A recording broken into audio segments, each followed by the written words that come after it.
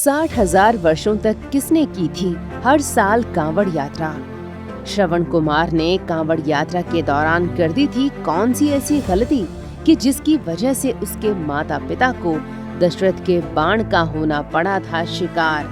क्यों 21 बार क्षत्रियों का संहार करने वाले भगवान परशुराम को शिवजी ने कहा था कांवड़ उठाओ और क्षत्रियों की हत्या के पाप से मुक्त हो जाओ?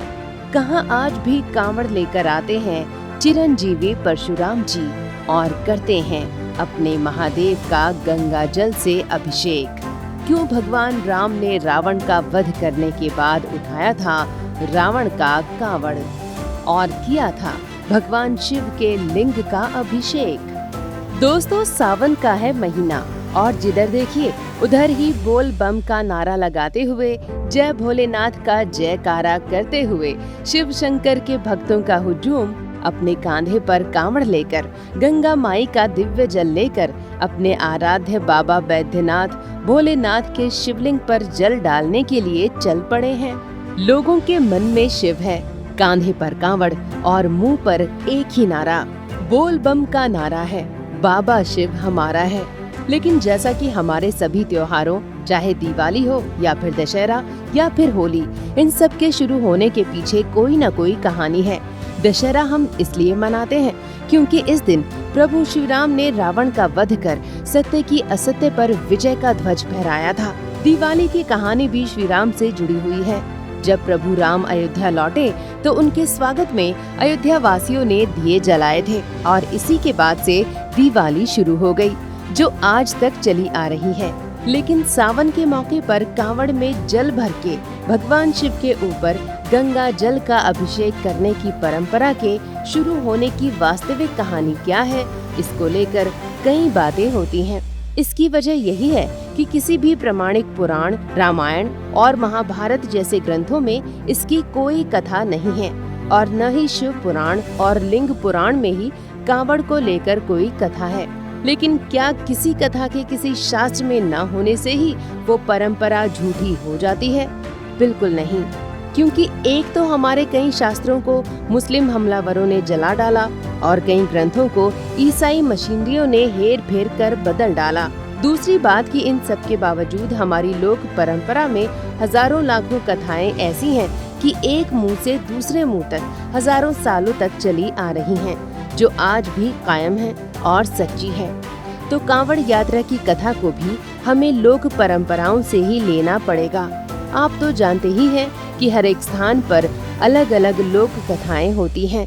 वे एक दूसरे से थोड़ी अलग होने के बावजूद सच्ची होती हैं और उनका महत्व होता है। तो कांवड़ यात्रा को लेकर जो सबसे पहली कथा आती है वो है समुद्र मंथन की कथा।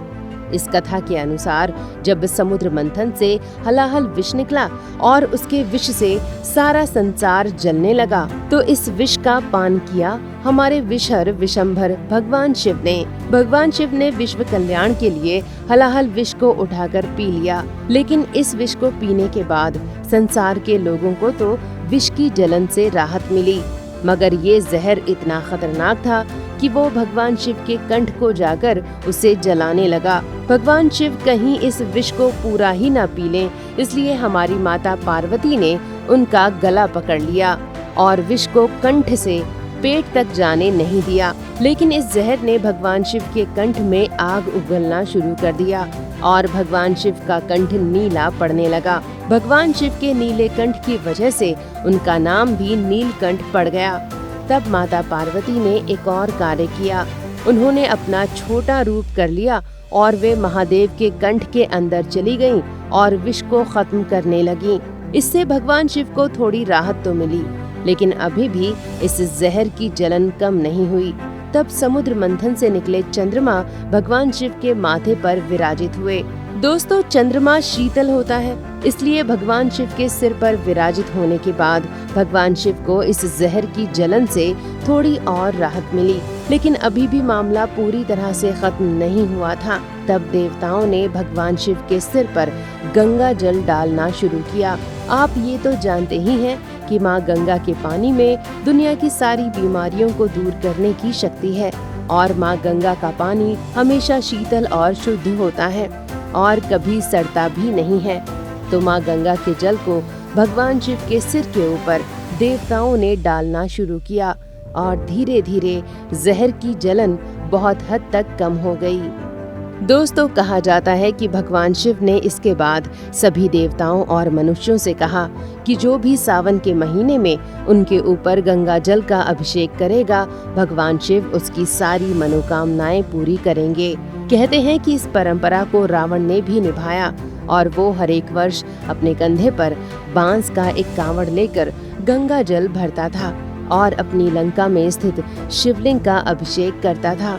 कहते हैं कि उसने करीब 60,000 वर्षों तक हर एक वर्ष सावन में कांवड़ यात्रा करने का रिकॉर्ड बनाया था, जिसे आज तक कोई तोड़ नहीं पाया है। दोस्तों, रावण तो भगवान शिव का भक्त था ही, लेकिन हमारे प्रभु श्री राम भी भगवान शिव की भक्ति करते थे और कहा जाता है कि रावण के वध के बाद प्रभु श्री राम जब अयोध्या लौटे तो उन्होंने भगवान शिव की भक्ति में हर एक साल सावन में कांवड़ यात्रा करने का संकल्प लिया था और वे झारखंड के बाबा बैद्यनाथ जी के ज्योतिर्लिंग तक कांवड़ यात्रा लेकर जाते थे। गौरतलब है कि बाबा बैद्यनाथ के ज्योतिर्लिंग की स्थापना रावण ने की थी और वो हर एक वर्ष कांवड़ लेकर बाबा बैद्यनाथ को गंगा जल चढ़ाता था और प्रभु राम ने रावण की इस परंपरा को जारी रखा। दोस्तों, एक और लोक कथा मिलती है जो श्रवण कुमार की कांवड़ यात्रा से जुड़ी है। आपने कई कांवड़ियों को श्रवण कुमार की तरह अपने माता पिता को कांवड़ में बिठाकर तीर्थ यात्रा कराते देखा होगा। कहा जाता है कि सावन के महीने में ही मेरठ के आसपास श्रवण कुमार भी कांवड़ यात्रा करते हुए अपने माता पिता के साथ भगवान शिव का अभिषेक करने के लिए जा रहे थे। तभी उनके माता पिता को प्यास लग गई और श्रवण कुमार ने भूमि पर कांवड़ रख दिया और अपने माता पिता के लिए पानी लाने के लिए चल पड़े।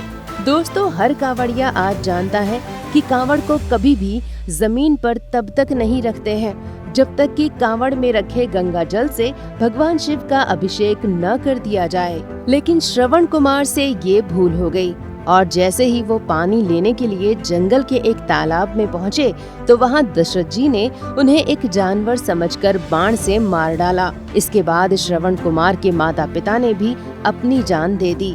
लेकिन जाते जाते श्रवण कुमार के माता पिता ने दशरथ जी को शाप दे दिया कि उनकी मृत्यु भी अपने बेटे के वियोग में होगी और हुआ भी यही। दशरथ जी को श्री राम को वनवास के लिए भेजना पड़ा और इसी वियोग में उनकी मृत्यु भी हो गई। शायद तभी से कांवड़िए इस बात का खास ख्याल रखते हैं कि पूरे रास्ते में उनका कांवड़ कभी भी जमीन को टच न करे। दोस्तों, ऐसी ही एक और लोक कथा भगवान परशुराम जी के बारे में भी है। कहा जाता है कि जब उन्होंने 21 बार दुष्ट हैहई वंशीय क्षत्रियों का संहार कर दिया था, तब उनका मन पाप और पश्चाताप से भर उठा था, क्योंकि इस संहार में उनके द्वारा कई ऐसे क्षत्रिय भी मारे गए थे जिनका कोई दोष नहीं था। तो ऐसे में भगवान शिव की प्रेरणा से उन्होंने अपने इस पाप से मुक्ति के लिए गढ़मुक्तेश्वर से गंगा जल उठाकर बागपत जिले में स्थित पुरा महादेव मंदिर तक कांवड़ यात्रा की शुरुआत कर दी और अपने इस पाप से मुक्त हो गए। कहा जाता है कि भगवान परशुराम जी, जो कि चिरंजीवी हैं, वे आज भी अदृश्य रूप में गढ़मुक्तेश्वर से पुरा महादेव तक की कांवड़ यात्रा करते हैं और अपने आराध्य भगवान शिव का गंगा जल से अभिषेक करते हैं। उम्मीद है कि आपको हमारा ये वीडियो पसंद आया होगा और सावन के महीने में हम आपको सनातन धर्म से जुड़ी ऐसी ही जानकारियों से अवगत कराते रहेंगे। तो प्लीज हमारी इस वीडियो को लाइक और शेयर करें, हमारे चैनल को सब्सक्राइब जरूर कर लें। जय महादेव।